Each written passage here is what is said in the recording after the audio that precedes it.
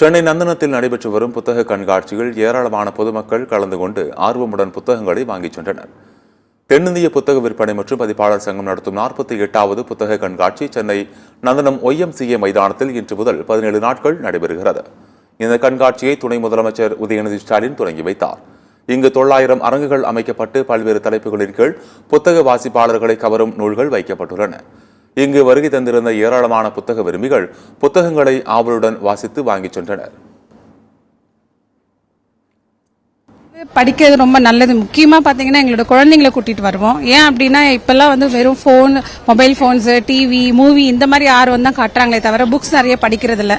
அதுக்காகவே அவங்களோட இன்ட்ரெஸ்ட்டை அதிகப்படுத்தணுன்றதுக்காக தான் நாங்கள் முக்கியமாக குழந்தைங்களை கூட்டிட்டு வரோம். அதே மாதிரி எங்களுக்கும் என்னதான் டெக்னாலஜி இம்ப்ரூவ் ஆனாலுமே நம்ம லேப்டாப்லேயும் நிறைய அந்த சிஸ்டம்ஸ்லேயும் உட்காந்து நம்ம சாஃப்ட் காப்பீஸில் படிக்கிற அந்த ரீடிங்கை விட அந்த புக்கை டச் பண்ணி படிக்கும் போது அதுக்கு உண்டான ஃபீல் தனி. நம்ம எந்த இடத்துல வேணா நம்ம நிறுத்தலாம். அந்த ஒரு வரியை படிக்கும் போது அதை ரசிச்சுட்டே நம்ம உட்காந்து அதை பத்தி நம்ம யோசிக்கலாம். இந்த மாதிரி நிறைய விஷயங்கள் நம்ம எப்ப ஃபீல் பண்ண முடியும்னா ஒரு புக்கை டச் பண்ணி அதுக்குண்டான அந்த ஃபீல் நமக்கு அது படிக்கும் போது தான் கிடைக்கும்.